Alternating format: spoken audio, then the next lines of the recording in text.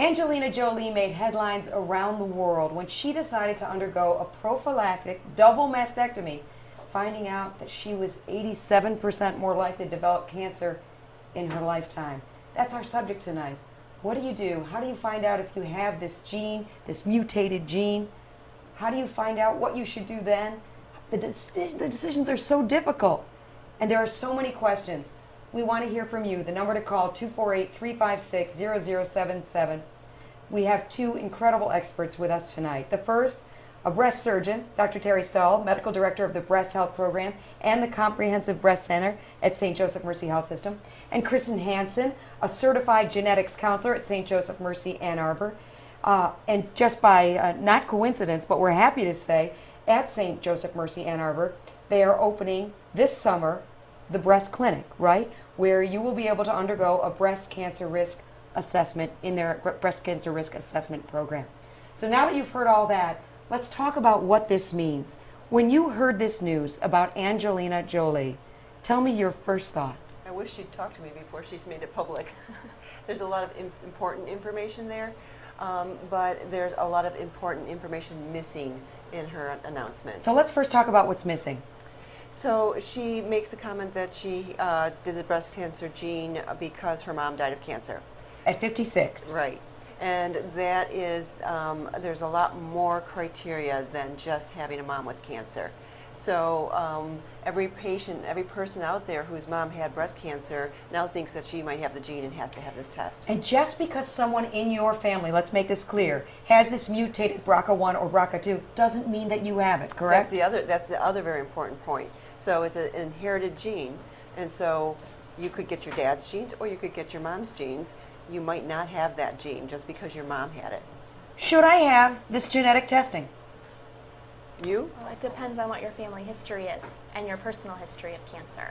If there's no cancer in my family that I know of, breast cancer or ovarian, do I need to be tested? No, you don't. Who needs to be tested? So there are people who are at high risk for this, and there are several criteria that have been developed to determine who qualifies for genetic testing. Some of the common things we talk to women about are if they were diagnosed with breast cancer at a younger than average age, so less than 45, they do automatically qualify for testing. Or if they have a strong family history, if there's multiple relatives with breast and ovarian cancer, if there's a male in their family with breast cancer, those types of things qualify patients as well. And when we talk about ethnic background, who's most at risk? People who have Ashkenazi Jewish background are at significantly higher risk for having a mutation. So if they have breast cancer or ovarian cancer and that background, they do qualify regardless of their family history. So people don't realize every one of us has this BRCA1 and BRCA2 gene, correct? Correct. That is correct. Yes. So we're talking about a mutation of that gene. Explain that a little bit. So the BRCA gene is a DNA repair gene. It helps fix cells. And if you have this mutation of that gene, then you're not able to fix those cells as well. And so you are more susceptible to having breast cancer or ovarian cancer. If you find out you're more susceptible, you're more at risk, you're Jewish, you have family history, all of those things that you think, okay, yes, I should be how are you tested? What's the test like? So once you meet the criteria in our office, then we would make a referral to Kristen, our genetic counselor. And when you say meet the criteria, do you come in and do a written exam? Well, the first step is a screening. So a lot of people will call and say, Mom had breast cancer at 75. And we can screen that person out quite quickly and reassure her that her chances of having a genetic mutation are so low it doesn't warrant testing. But if they meet the criteria that we have that is established by national guidelines, then the first step is to identify those basic fundamental criteria that Kristen was talking about, and then we can delve deeper into that with a more involved questionnaire. And once we know that she has that potential risk, then we can send her to Kristen, and Kristen can talk with her about the pros and cons of testing. Okay, Kristen, so what are some of the pros and cons that you'll talk about? Because I think what you're saying is you might learn some news you don't want to learn. Absolutely, and there are patients who don't want to know this information. So when we talk to them, we have a discussion about what sort of utility does this test have for you, and how will this information help or hurt you? So we do talk to women about the fact that this may give them an explanation for their cancer or the cancer in their family, and a lot of women are looking for that. Why did this happen to me? Why am I a 35-year-old with breast cancer? And the other thing is it does help them make decisions about their medical management. Should I have a lumpectomy or a mastectomy? Do I have to think about having my ovaries removed somewhere down the road? There's a lot of medical questions that can be answered by the test. But on the flip side, we do talk to women about the fact that you will find out you have very high risks for cancer, and not everybody wants to know that or have that hanging over their head. It has to be unbelievably difficult when you get those test results back. And the woman was just sort of doing it because her sister wanted her to, or Right. the husband urged her to, and then they find out it's far worse than they ever knew. Absolutely. How do you tell a person that? You know, and that's why we recommend genetic counseling, and I think that's where the counseling aspect comes into play, to actually sit down and have a conversation with that woman and discuss again what these results mean, the fact that having a mutation in these genes does not 100% guarantee that she will have cancer. Important point. And what the steps are we can take to try to lower the risk so that she feels she's being proactive and hopefully kind of reducing her risk down the road. Because once you find out, you have a lot of choices. You can do nothing, Correct? True. or you can be more vigilant. Correct. And when you talk about being more vigilant, what are some of the things that you tell people to do? Obviously, more self-exams. Well, not more self-exams. I mean, the importance is doing self-exams. Yeah. That's the number one. Doing a breast exam every day is no good either. It's kind of like watching your kids grow. If you see your kids every day, they don't look like they change. Send them to grandma's for the summer, they come back, oh my God, look how big you are. So if you do it once a month, you can appreciate subtle changes. Okay. So clinical or self-breast exams are important. We do screening mammograms usually at the age of 40, starting at the age of 40. In a BRCA patient population, we'll start that earlier typically, at least at the age of 30. There's some recommendations for even 25. That's a little controversial. And we can add a screening MRI to their regimen as well. And so we can alternate a mammogram and an MRI every 6 months, and they're getting a more involved screening program. Are we finding that people are coming down, or at least detecting breast cancer at earlier ages, or are we just detecting it earlier? We're detecting it we're earlier. better at Right. detection. We're better at detection is the big thing. So screening mammograms do find it earlier. Had Angelina Jolie come to you, knowing her mother's history, would you immediately have said you should have genetic testing? I would have been offered. So no, if she had cancer with the mother of the ovarian cancer, then certainly that would have been one of the conversations would be, with this family history, you meet the criteria for a genetic test, would you like to meet with this counselor? She was unaffected, so it gets a little bit more sticky in that situation. That's even more important that she sees the genetic counselor in that situation, because not all insurance companies will pay for it in an unaffected person.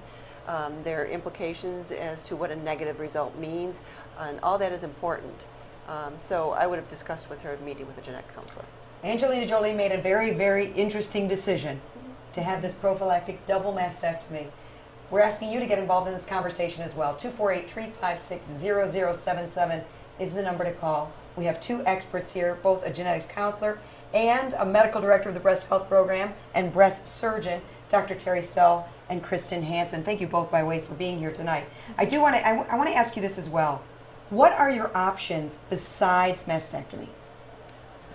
So there's increased surveillance, and that would be doing the mammograms with the MRIs, with clinical breast exams and self-breast exams. There's chemo prevention. So there is the ability to take a medication to reduce your risk of getting the breast cancer by about half. So that's a conversation to have with the patient. If you have a 40% lifetime risk of breast cancer, we can bring that down to less than 20% by taking tamoxifen for 5 years. Or there's the preventative surgery. Then, of course, there's the concept of the ovaries, Yes. because this isn't just about breast cancer. This is also about Very much. ovarian cancer. Very Yes. important. And Angelina Jolie has made the decision also then to have her ovaries removed. Tell me your thoughts on this. That's the more important surgery. So breast cancer can be scary, can be fatal, but ovarian cancer is more often fatal. And so the more important surgery for her to have is the protection against the ovarian cancer. Now, do you say that ovarian is more fatal not only because of the numbers, but because it is such a silent killer? Correct. It's harder to detect. And if we were to talk about any symptoms that people might have with ovarian cancer, the bloating or any of those kind of things? Those are pretty much it. Bloating, swelling of the abdomen, abdominal pain, unexplained bleeding. So there's Because even blood tests for ovarian cancer are so controversial, Yes. because they cause so many false positives. correct. Correct. Absolutely. All right, let's get to one of our emails. I'm in active treatment for stage 3 breast cancer, and had a double mastectomy, but was never contacted for possible BRCA1 or 2 testing. My paternal great-grandmother died of cervical cancer, and my grandmother and 2 aunts of breast cancer. I'm worried about my 2 daughters. Should my 2 daughters be tested? What do you say to this email from Pam? How old was her grandmother and 2 aunts? Doesn't say. So that's 3 relatives. So assuming that the grandma and the aunts are on the same side of the family, either her dad's side or her mom's side, not some on each, that would qualify those family members for genetic testing.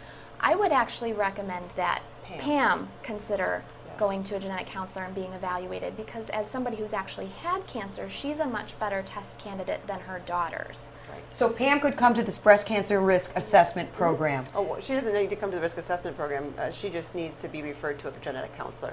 All right, wonderful. So Pam, I hope that answers your question. Let's go to line 2. Sandy is on the line. Sandy, are you with us? Yes. Hi, your question, please, for Dr. Stull or for Kristen Hanson. My question is I have a friend whose mother and sister both have breast cancer, and I was wondering if I should make a suggestion for her to be genetically tested, or is that something that you would just assume that she would make that decision on her own? What would be the proper First of all, how old is etiquette? she and how old was the mother when she had cancer? The mother, I believe, was in her 50s. And your friend is how old? And my friend is in her 40s, or not, I'm sorry, in her early 30s. And her sister? How old was her sister? And the sister? And the sister was much older. What are your thoughts? What would you tell this patient? So having just 2 relatives at the ages that they had their cancer, it's pretty unlikely that we're talking about BRCA 1 and 2. This family technically, if that's all the cancer that's in the family, and maybe there is more going back, would not meet the guidelines for testing. So it's something I think, always encouraging people to be aware of their family history, to talk to their relatives about cancer. But if it is limited to just her mom and her sister because of their ages, this isn't something I would recommend for her. If either one of those women was under the age of 45, then that would be a different story. Okay, thank you. Sandy, you're a good friend. Thank you. And I just texted her to tune into this webcast. Great idea. Sandy, thank you so much. Thanks, Sandy. Bye-bye. Thanks for calling. Bye-bye. Gerald, you're on the line. Can I help you? Yeah. I'm sorry. I'm watching the web chat, and I thought I was on pause here. But my question is regarding a false positive on this test, and what is the, What are the chances of a amount of false false- positive? yes, amount of false Good question, Gerald. And it's a difficult question to answer because at this point there's only one laboratory in the United States that does this test. So this isn't something that we send to the lab and then if the patient has a concern about the validity that we can send somewhere else to confirm it. I do trust the lab and their test results. They have very particular criteria about accepting samples and how things are labeled and how they run the test. But I can't give you a percentage about false positives or negatives because there's really no comparison at this point. All right. So they only discovered this gene in the 90s. Correct. Correct. And then more and more this test has become available, but it's all going to the same place. Yes, Correct. that's true. Interesting. I never knew that. One lab. They must be a very busy lab. Yes, they are. And I think Angelina Jolie just made them a lot busier. Yes, Yes, she she did. Wow. So Gerald, does that answer your question?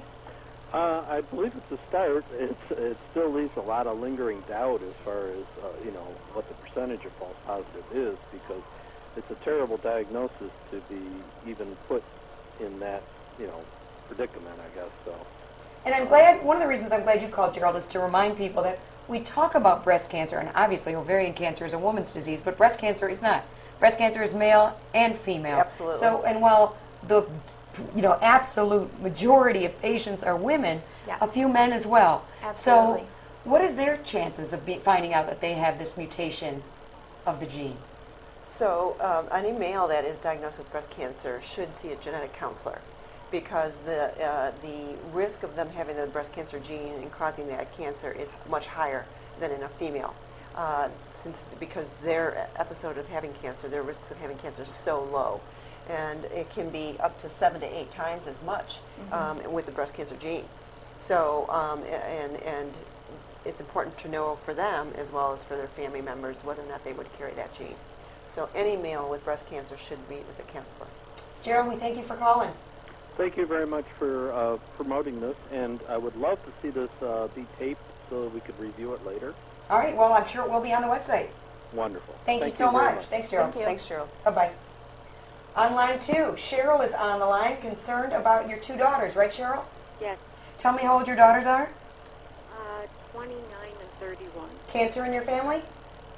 My mother-in-law died of breast cancer. And were there other people in her family that also had cancer?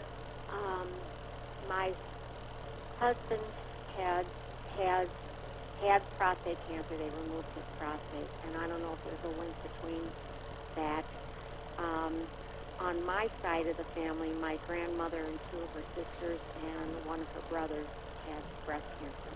One of her brothers? Yeah, one of my grandmothers, my great uncle. Had breast cancer. Are any of those family members still living? No, they're all no. What would you tell this woman in terms of getting a genetic testing? Well, we start with her, with that family member, and having a male relative with breast cancer. I think that you should meet, Cheryl, you should meet with a genetic counselor to discuss the risk in this family. I think the genetic lines here have to be investigated a little bit more. What do you think about that, Cheryl? Annual mammogram. Well, annual mammograms are a good start, but I think that doing a pedigree on you, doing a more in-depth research about your family history in particular, to make a determination as to whether or not you should be tested for the breast cancer gene. I think that would be important. Let me ask you one other question, because I don't know if this is true or not, but someone told me who sells insurance that if you do test positive, then it's harder to get health insurance. So that's a great question and a very common misconception. Fortunately, there was actually a federal law passed in 2008 that prevents employers or group health insurance companies from using this information against you. It cannot be considered a pre-existing condition, so having a BRCA mutation is a risk factor, but it's not an actual medical condition. Cannot be used to deny you coverage or change your premium or anything like that.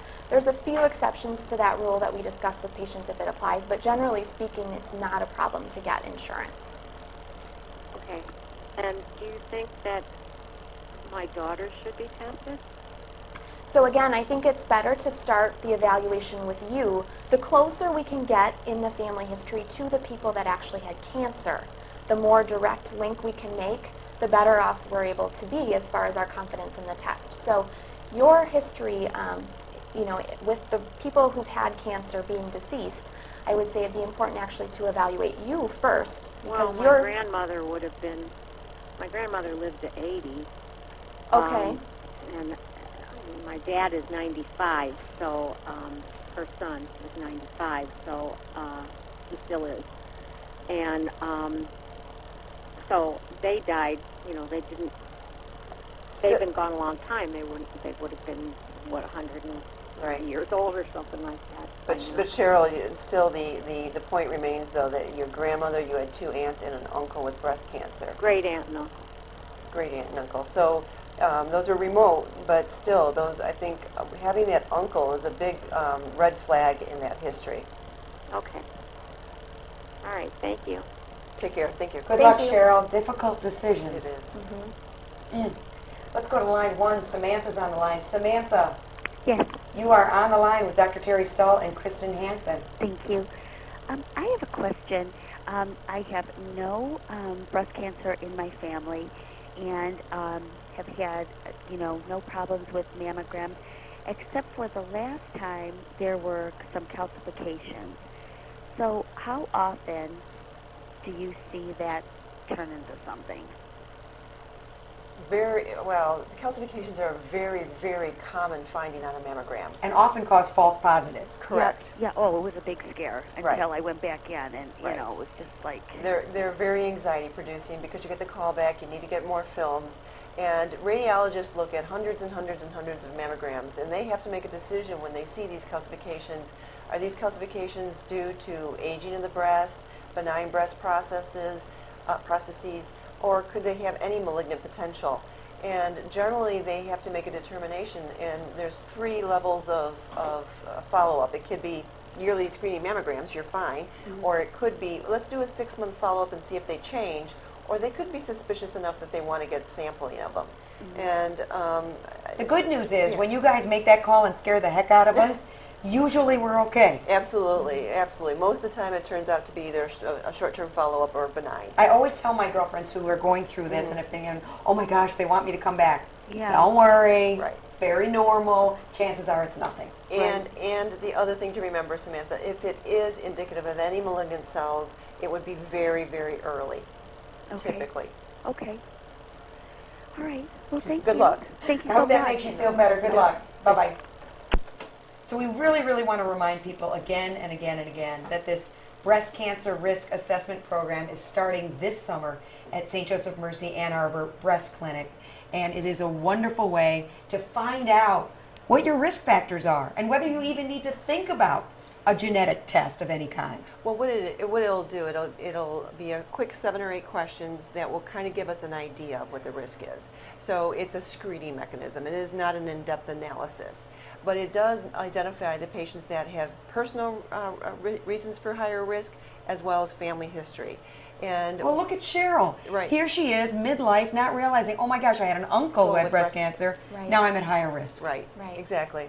So if we can identify the people that might actually need to be evaluated by a genetic counselor and consider having the test, then we can do a more in-depth risk analysis. So the first thing is that when you go to get your screening mammogram, they'll ask you, do you want to participate in this? And we can ask 8 questions and we can produce a number, sort of the what's your number. We can produce a number, and if that number is over 20% lifetime risk, then you probably should be evaluated in more depth. If it's okay with you two, I want to move on to this concept of a double mastectomy. First of all, what does the surgery entail? So a double mastectomy or bilateral mastectomies means typically removing the entire breast tissue. Frequently the nipple-realar complex is removed with that. There are newer techniques where we can try to save the nipples, but there are some potential complications with that. And so And you have become so good at using those tattoos that look Right. exactly like nipples. It's incredible. They do. They actually do really well. And not every woman is a candidate for the nipple sparing. That's the important thing to remember. There are very specific physical criteria as well as some personal criteria. A smoker is not a good candidate for a nipple sparing mastectomy because the big potential complication is losing the nipples. So we could try to do the surgery, save the nipples, and then the nipples die. Why the smoker in specific? Because of the circulation? Correct. Right. Affects the circulation. So once the breast tissue is removed, and if we're doing a nipple sparing or if we're doing it for prophylactic reasons, we're trying to do it with the minimal incision or scarring as we can. So it's a little bit more complicated and takes a little bit more time in the operating room. And typically the plastic surgeons will come in behind us and they will use either an implant or an expander. An expander is where they lift the chest wall and they put a little balloon behind the pectoralis muscle, and then over some time they can expand that chest wall to be the size that the lady wants. And then in a separate operation, Angelina's third operation, they took out the expander and put an implant in. Wow. So So can it be done at the same time, or it's always in a 1, 2, 3? some patients are candidates for actually having immediate implant placement. That can happen. It's not every woman is a candidate for it. Sometimes it. it has to be staged. Got it. All right, let's go on to some of these emails from you. Tammy sends an email. What sort of paperwork and background do people need to bring to that genetic consultation? Great question. So at St. Joe's, we actually have a questionnaire that we've developed. It's about 10 pages long, which I know is extensive, but it really helps us do our job. That asks all about the patient's personal risk factors, her screening protocol, all the things she's been doing thus far. And then the last half of it asks all about the family history. So we go out to third-degree relatives, meaning we include parents, siblings, children, aunts, uncles, grandparents, and even cousins and further back if the patient knows that information, to take as an extended family history as possible so we can do our risk assessment. So we collect that information in advance. Anything you can learn from your family members, if you've got any medical records about their cancer, that's helpful. The other really important piece of information is if anybody in the family has already had genetic testing, so if somebody has been affected by cancer and had the genetic test and now say their sister or daughter wants to come in and be tested, we need a copy of that test result to know what we're looking for. The truth is, if you have breasts, you're at risk for breast cancer. Absolutely. That's the Yes. bottom line. True. How much is that risk? Well, then you need to come in for that assessment. Right. And then from there, you can make the decision whether or not you need to go as far as Angelina Jolie did to have this prophylactic Correct. mastectomy, double mastectomy. What about insurance, though? Let's say I make the decision. I have the history. I have the mutated gene. Now I want you to remove my breasts. And I'm not saying I have it. I'm just saying if I did. Right. Will insurance cover it? Typically, if the patient is a BRCA genetic mutation, then insurance will cover for prophylactic mastectomies and the reconstruction. There is sometimes that the insurance doesn't cover the test in an unaffected person. How much is a test like that? So this test, to do comprehensive testing, looking for all the types of mutations we can currently detect, costs just over $4,000. So it is not an inexpensive test, and insurance will not. Well, I would say more often than not, insurance does pay for it for patients who meet those national guidelines. So if the history is suggestive enough, we can send in the information to the insurance saying this patient meets the criteria, and typically we can get it covered. It is a little bit harder if the patient themselves is unaffected by cancer, or if there's a lack of a family history, then they may have to pay out of pocket. Got it. Here's a family history. This is from Carla. I'm a 58-year-old whose mother had breast cancer at 68. She had a double mastectomy. My grandmother had ovarian cancer and passed away at age 45. I've postponed the genetic counseling in the past. However, I am ready to undergo testing prior to my retirement while I have excellent health care options. What would you recommend? I would recommend, Carla, that you see a genetic counselor, because this family history does meet the criteria. You're absolutely correct that you qualify for genetic counseling and testing. And so if you see a genetic counselor, they can help you with that. And Kristen, will you walk Carla through what she'll go through when she comes into the office? Sure, absolutely. So again, at St. Joe's, we send out a questionnaire in advance to try to collect as much history as possible. That allows me to draw out the entire family history, perform a patient's risk assessment, give them a personal risk of what's the likelihood with a history just like yours that you actually would carry a BRCA mutation. Just to put it in some perspective, are we talking 10%, 20%, 50%? So I do all of that work in advance, and then when the patient comes to meet with me, we verify that history, we talk about the family history, what the risk factors are for that patient, and then we discuss the test itself. So what do these genes do? How does this test work? What are the possible test results that I can expect to get? So there's no surprises when those results come back. Talk through all of that, the pros and cons of testing, and then at the end of the visit, which usually lasts about 45 minutes to an hour, if the patient is interested, then we can have her blood drawn while she's there. What's the number for people to call if they're interested in this kind of genetic testing?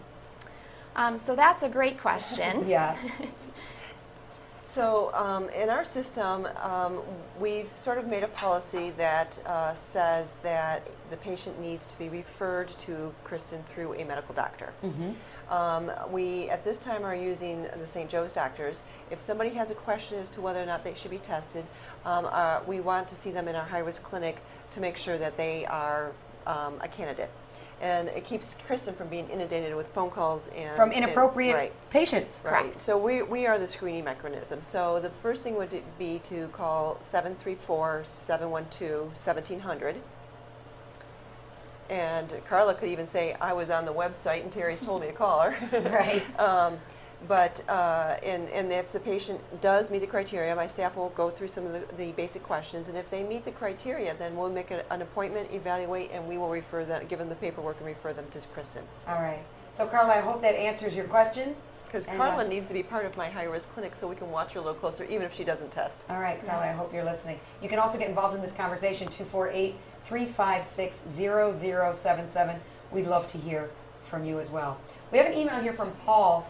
Is the BRCA gene present in men too? And the answer is yes. Absolutely. Everybody has BRCA1 and BRCA2. Correct. The question is the mutation there correct? And men can Yes. get the mutation just as much as women can. They just have less breast tissue, less risk of getting breast cancer, so it can be actually a more indolent finding in them because they don't have the ovaries to get ovarian cancer, and they don't have the higher risk of getting breast cancer. Does So it they- lead to any testicular cancer or? Prostate cancer and pancreatic cancer are the two big ones. So it is something for men and women Absolutely. to consider. So it's really just about family history. I have Absolutely. women that come in with breast cancer in my office, and they have a history that indicates we should be talking about doing a genetic test, and they'll say, I just have sons, I'm not worried about it. Wow. And that's just not the right attitude to have, because it's a good way to wake 'em up. sons could have that gene. They could be affected by other cancers as well as breast cancer, and they could pass it on to any children they might have someday. I am learning so much today. I want to ask you, in your office, do you find that you're seeing many more women than men? Absolutely.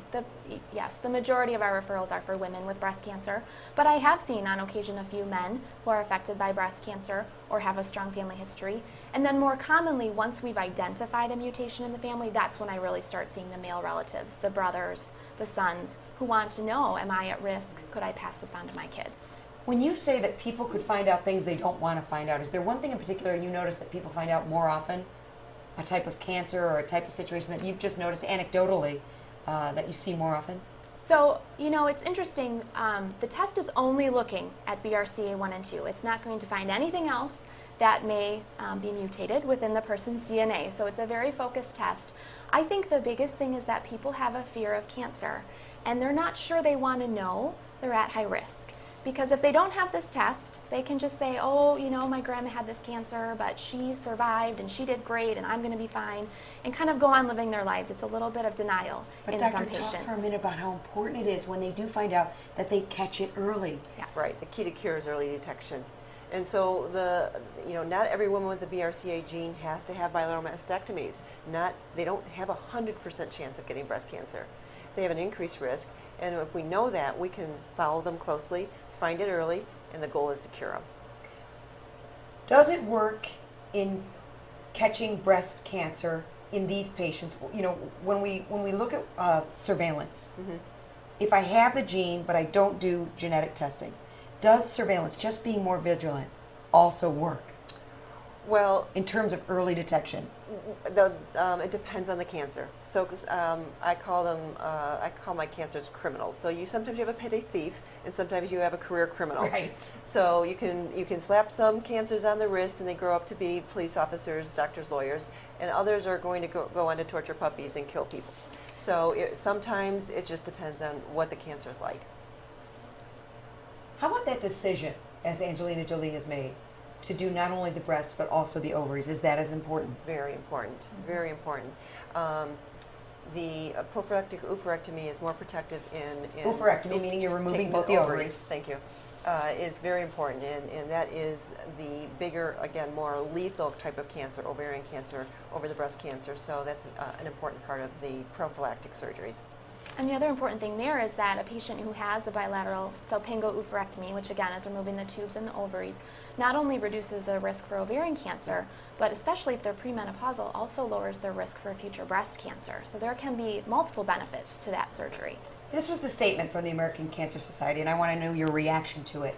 This does not mean every woman needs a blood test to determine their genetic risk for breast and ovarian cancer. Right. What it does mean is women should know their cancer family history and discuss it with their regular provider. Yes. If appropriate, they should be referred to and have the opportunity to discuss their risk and their options with a genetic specialist. What's your reaction to all of that? Absolutely, 100%. So it's important to be aware of what cancers have been in the family. We're really focusing here on BRCA 1 and 2. There are other genetic syndromes that can lead to different kinds of cancers as well. So if you have 3 family members with colon cancer, that person really needs to be aware of that too, and talk with a genetic counselor to discuss whether or not there might be a hereditary predisposition to colon cancer. Colon cancer is such a good example because it is a cancer, and I hope you're all listening, that if you have a colon, you can get colon cancer just like breast. Absolutely. And it is 99% curable if it is detected early. Correct. A colonoscopy can prevent it. Isn't that amazing? Yeah. And what they say is, it takes 5 years for that little polyp to grow, 5 years for it to turn into cancer, and then another 5 years for it to kill you. So it's a 15-year span that you have a choice to go in and get tested. Yes. Why not do it? I always, when I have the opportunity to talk about a colonoscopy, I do too. it. So there was my moment. Every patient that comes to my office, I'll guarantee you, I'll ask if you had a colonoscopy. My grandmother died of colon cancer at 55. If she had a colonoscopy at 50, she might have lived. Wow. So I'm a very big proponent of a screening colonoscopy. So if she died that young, you started getting your colonoscopies at what age? 40. All right.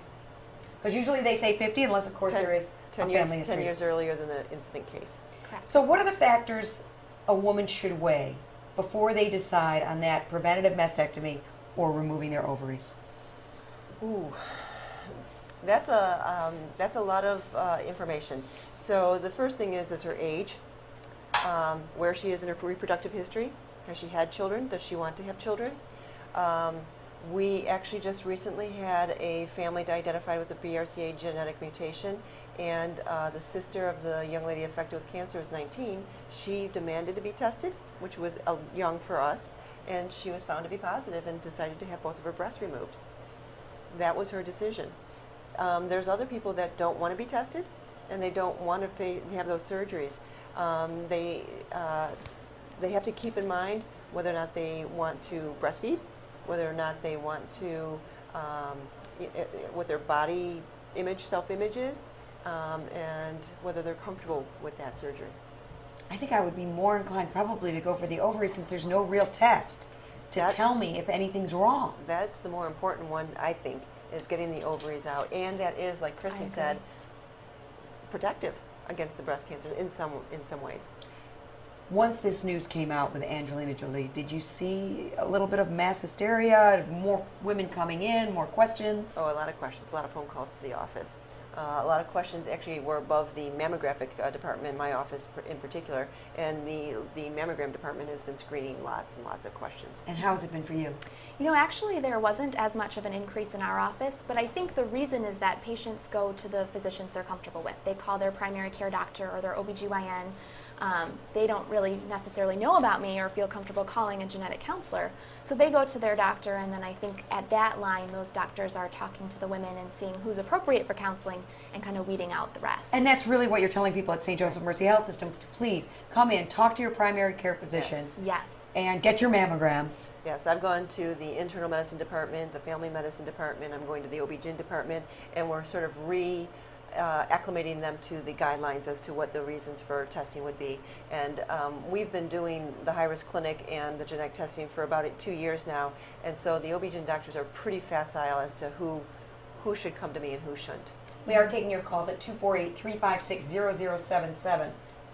We have Janet on the line. Hi, Janet. Your question now for Dr. Stull or for Kristen Hanson.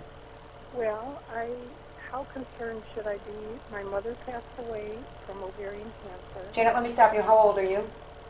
I am 63. 63, and your mother died of breast cancer. Ovarian. No, Ovarian. ovarian cancer. Got it. And then my grandmother on my father's side also died of ovarian cancer at the age of 67. I am 63. I just had a breast biopsy done. Thank God it was negative. Yay! My blood calcium level is on the higher end. It fluctuates between high normal and then high. But at what point, and I do go to my gynecologist. I do have do the vaginal ultrasound. I have a cyst on one ovary and a calcification on another one. And what does insurance say? I mean, at what point? I mean, we have to fight just to have the insurance company just to pay for the ultrasound. So is this BRCA? Is it something that I have to fight for to have done? She meets the criteria. And that really does depend. I think there's a good chance that insurance would pay for this because having a first-degree relative like your mom is, a direct relative with ovarian cancer, is one of the criteria for genetic testing. But each insurance company is a little bit different. And again, that's something that you would go over with the genetic counselor. Once you took the full history, talked about those sorts of things, we can investigate your insurance benefits. If your insurance requires prior authorization, our office can submit for that, so we can help with the insurance coverage. Now, am I somebody that should go right away and have this done? Well, you're 63, so right away is a relative term. Having this family history, you do meet the criteria. So it's not an emergent or urgent test, but I think if you are anywhere near Ann Arbor, you could come to my office and we could get you in to see Kristen. Or if you're, there's other high-risk clinics and there's other genetics counselors in the southeastern Michigan area, and your doctor may have an ability to refer you to the appropriate one. Janet, tell me your reaction when you heard about Angelina Jolie. I said, good for her. Because you know what? There's so much emphasis on body parts, and I'm sorry, but health is so much better for us to be concentrating on, especially when you have so many young children. Yeah. Good for her. And tell me, knowing that you are at risk, and know, tell me how you've been feeling about this and whether you're frightened. Pardon? How frightened are you? I'm not frightened, but I am very, very concerned. Okay, I don't, to see what my mother went through with ovarian cancer, there were no signs, there were no symptoms. One day, all of a sudden, she was on Mackinac Island, got off of a horse and buggy ride, and blood was coming down her leg. And it was already at stage 3A. It's a silent killer. Nothing, and so it is very frightening of a condition, but I'm very concerned and very proactive as well, so I want to do what's right. Well, I think it's impressive that she's fighting to get her examinations done, which is important. Absolutely. Well, we're glad you're asking the right questions, Janet, and we wish you the very best. The number to call if you'd like to deal with St. Joseph Mercy Health System, 734-712-1700. Thank you, ladies, so All much right. for this. Thank you. Janet. Good luck to you. We wish you good health. Oh, thank you. Bye-bye. Bye-bye. So interesting when people call because they've heard about this genetic testing for a long time, but now this is what's made them say, okay, Do I need to be tested? Do I need to this be is think my about it? time. Yeah. And it's interesting, timing is very important. I actually had a referral from a patient who was diagnosed with breast cancer last year, and she was referred to our clinic at the time she was deciding on her treatment because she did meet criteria for BRCA testing. And she said, I'm just really overwhelmed with a cancer diagnosis. I'm not sure I want to do this. The time isn't right. And she called my office just a few days after Angelina Jolie made her announcement and said, I think I really do need to think about this. It's been in the back of my mind. I've always been wondering, am I ready? Should I do this? Now it's in the news. Everybody's talking about it, asking me about it. It's time. And so she came in actually a couple weeks ago and did decide to be tested. One of the reasons I was asking Janet if she was afraid is because it's so important to tell women not to panic. Yes. Talk about that just for a minute. Absolutely. She asked, do I need to run and get this test? And urgent is a relevant term. It's not urgent. She's made it to 63 without cancer, too. So that's a positive sign that there's not maybe that she will not get ovarian cancer. But I think if she wants to do it, she needs to sit down and talk with a counselor. It doesn't need to be tomorrow, but going through the appropriate channels, having her doctor refer her to is important. And just because your mother had breast cancer or ovarian cancer doesn't mean that you will have it as well. Although Absolutely. Correct. those at risk are those who have immediate family members Right. who had cancer, a mother, sister, grandmother, who were diagnosed under the age of 50, a male in the family with breast cancer, or somebody of Ashkenazi Jewish descent. You may be afraid to find out that you carry this gene. So you're thinking, I'd rather just put a bag over my head. I don't want to call. Right. I don't want to see the genetic counselor. What do you say to that person?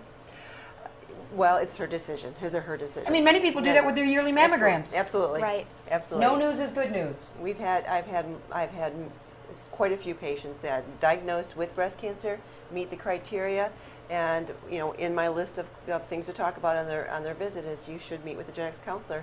And I've had several ladies completely understanding that there is a good possibility that they carry this gene. Mom had ovarian cancer, they've got bilateral cancer, sister had cancer. It's obvious that there could be a genetic mutation in this family, and they don't want to do it, and that's their choice.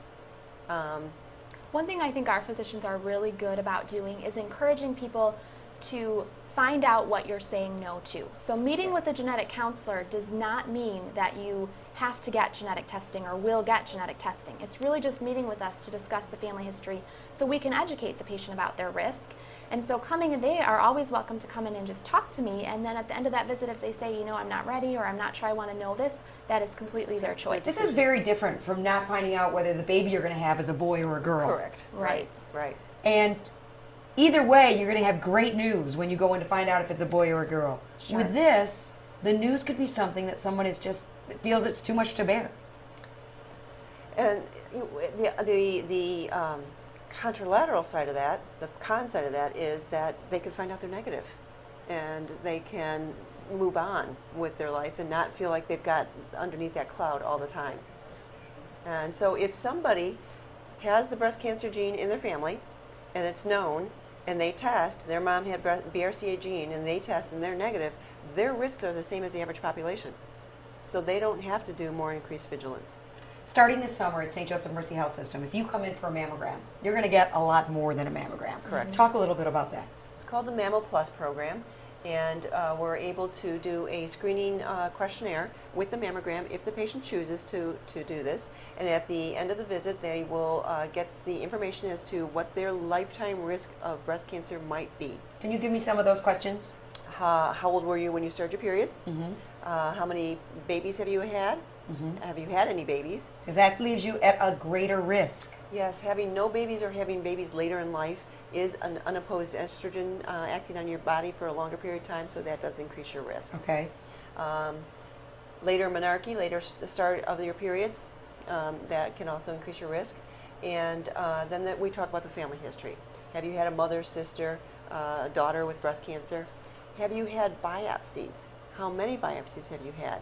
Having had multiple biopsies, especially if there's any atypical cells found on them, increases the risk. I want to ask you something, because even though I'm not, everybody at St. Joseph Mercy has been so wonderful, but sometimes when you get a test and you don't hear anything, you think you're okay. Yeah. Talk about how vigilant a patient has to be. The patient is their best advocate. Nobody's perfect. Mistakes get made. Paperwork gets lost. Or you miss a call. Or we miss a call. Or we have the wrong phone number. There's a transposition of phone numbers, and we got the wrong number. So, not having a result can be as dangerous as getting a positive result, because we don't know.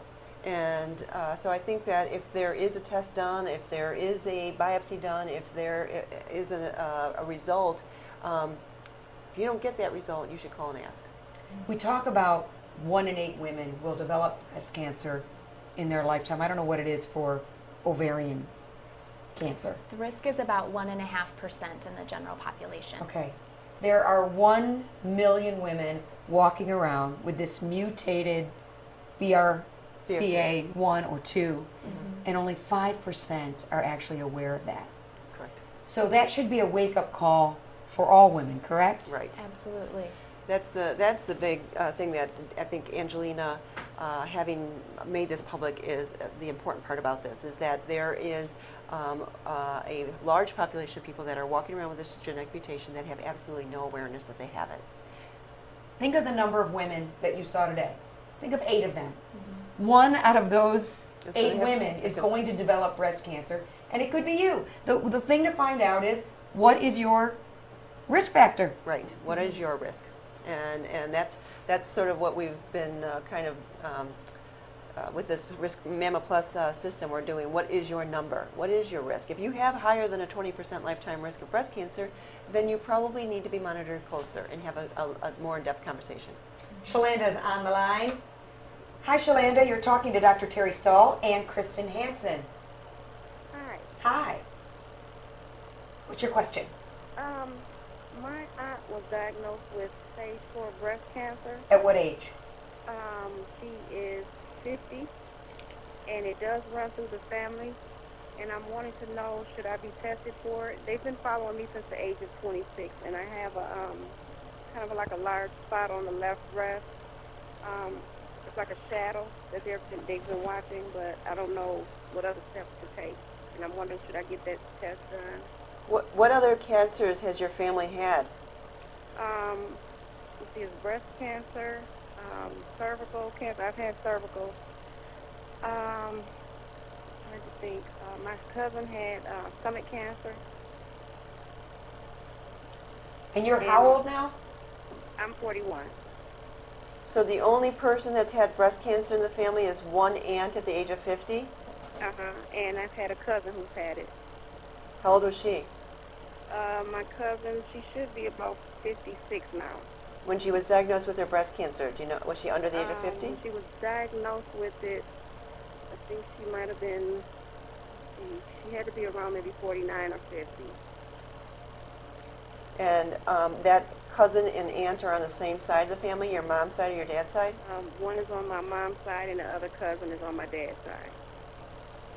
So that's a really important point, Shalanda, because those people, if they're on opposite sides of the family, one on your mom's and one on your dad's, they're not blood relatives to each other. Okay. So that's actually, that works out more in your favor when we do a risk assessment, as opposed to if everybody was on the same side of the family, and they are all blood relatives, then there is a higher risk that there's something being passed on. Okay. Sounds good to me. So yeah, I think the bottom line is, Shalenda, with the information that you've given us right now, we would not indicate, this does not indicate need for testing. Okay. But if there is a lot more cancer and you know, you could always talk with your doctor and go in a little bit more in depth, then there may be other indications that would make us change our mind. Okay. And the other thing is, if any of the relatives who've had the breast cancer are still living, they're the best people to test. So talking to your relatives about the test is important too, because we'd prefer to start there as opposed to starting with you, since you haven't been affected by breast cancer. Okay. Very important point.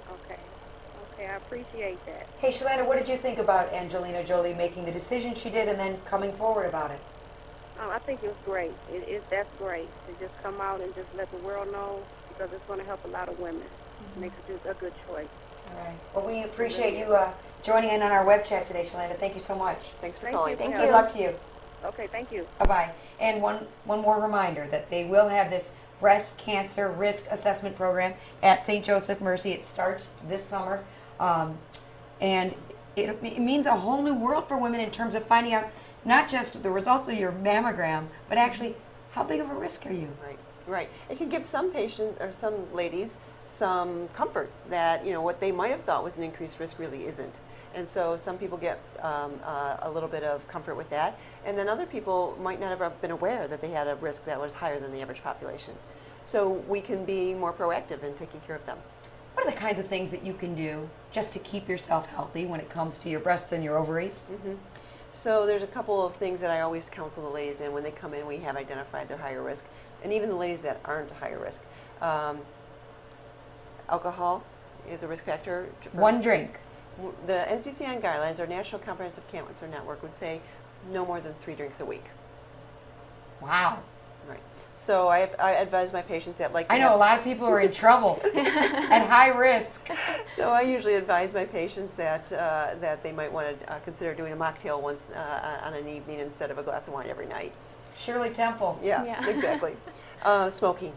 Smoking increases risks for everything. We all know how bad smoking is, and but it does increase our risk of breast cancer as well. Obesity. Obesity is a risk factor for breast cancer. So I have to have a very frank conversation with my ladies about, we really need to work on diet and exercise. Diet and exercise can be protective. Obesity can be a bad thing. Ladies who are obese have a higher risk of breast cancer, and the ladies who are obese who get breast cancer have a higher chance of recurrence, and they have a poorer survivability. So that's a very important counseling point with them. So getting that good night's sleep, reducing your stress so you're not turning to alcohol. Absolutely. And exercising. Stress management is also huge. I do believe stress lets bad things into our body, and those bad things can be diseases like breast cancer. Breathe in the light, Yep. breathe out the darkness. Exactly. I like that. All right. Explain what, we keep talking about this BRCA gene 1 and BRCA 2. What are we talking about? What are we talking? When we talk about this gene that everybody has, can you explain it in layman's terms? So the breast cancer gene is a gene, that we all have. We have genes in every cell, and this particular gene helps DNA repair. So if a cell gets a little bit off, then it helps to fix it again. And when you have that mutation, you lose that ability to fix it. And the cancers that seem to be more susceptible to that loss of ability are the breast and the ovarian cancers. When you try to explain this to patients who come in who really don't understand the whole DNA process or anything about these genes, what is it that you say to them to try to really explain and make it accessible? Sure. So I use a lot of pictures. I actually have a flip book that I use with all kinds of illustrations about what is a chromosome, what is a gene. So essentially it's a packet of information that we carry, as you said, in every cell of our body. And we have genes that control all kinds of things, from our height to our hair color to disease susceptibility, like cancer susceptibility. So we kind of talk through the very basics about biology and some of the background about DNA and genes and things like that, and then narrow it down specifically to the BRCA genes and how do mutations in those genes result in cancer. And again, using lots of pictures to describe DNA repair and those sorts of things to patients who maybe don't have the medical background. One of the biggest fears people have, and I'm glad you've really put this in light today, is that I don't want I don't want to know because I don't want the insurance company to know. I don't want other people to know what I'm susceptible to. What do you tell people? I always encourage patients, actually, just this week I had somebody say, I'm not sure I want to run this test through my health insurance. Can I just pay out of pocket? And I said, well, the trouble there is that if you do this test and it comes back positive, and we're talking about things like preventative surgeries or screening, increased medical management, your insurance company is going to balk at doing those things unless we tell them why. So then we still need to go back to them and say, well, we're doing this because I have, let's say, a BRCA1 mutation. And if you're going to tell them about that, you might as well let them pay the money for the test. Right. And on the flip side, if your test comes back negative and you're not thought to be at increased risk, then that can't possibly be a bad thing. The insurance can only look at that favorably, that you're at average risk for cancer. So I always encourage patients, there are protections in place. Your insurance can't use this against you, but they can use it for you to get you the services you need. And for somebody who says, I have plenty of money, I want to get the test, what do you say to that person? We always educate people about their risk factors, and I talk to women about, men and women, about what would be your personal risk. What's the likelihood if we do this test it would be positive? And I've had some people where, that number is 2%, and they say, but every night when I'm laying in bed, I'm going to wonder, am I that 2%? Yeah. And so if it's that important to them, and they understand the likelihood that it's going to be negative and the fact that they would have to pay out of pocket, we are willing to order it, but we do that after a very long discussion about all the factors. That person would need to understand the percentage of them getting into a car accident is even higher. Oh, way they shouldn't be higher. driving. They're all the things they shouldn't be doing. Exactly right. If they're worried about that small. Right. So we of a try to put risk. it into perspective for them. Right. All right, we have just a few minutes left. If you want to give us a call, 248-356-0077. I want to give each of you, though, an opportunity to speak to those who are listening in terms of staying healthy, doing the right thing, finding out their risks, and really getting rid of a few of the myths that have come out since this story really came to light about Angelina Jolie. So the first thing that comes to my mind is don't panic. So Angelina did a great job of bringing this to light, but I implore the patients to not go to the deep end or the dark end and say, oh my gosh, mom had breast cancer at 80, I must have the gene, I need to be tested.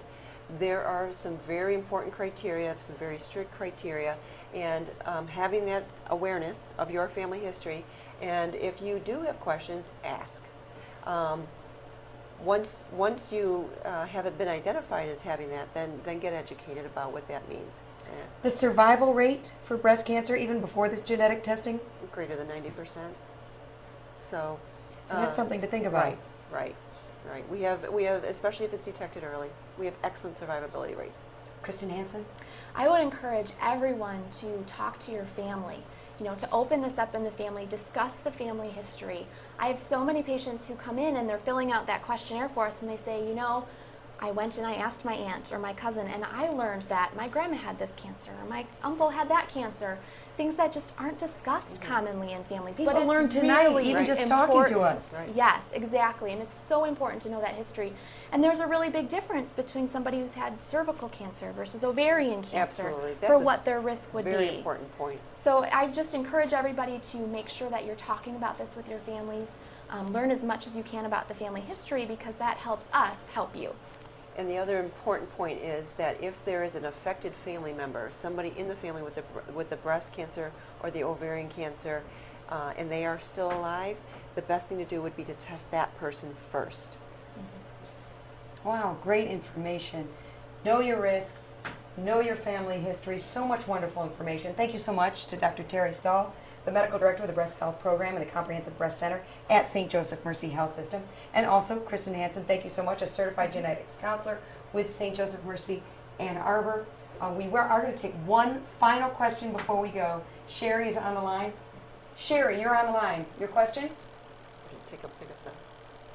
Sherry? Yes, hi. Hi, you're on the line. Okay. Your question? Okay. My question is, I'm 51 right now, and at 48, I was diagnosed with breast cancer. My daughter now, who is 20, would like me to be tested. And so regarding my family history, I wondered if it was warranted. I'll tell you what cancers are in the family.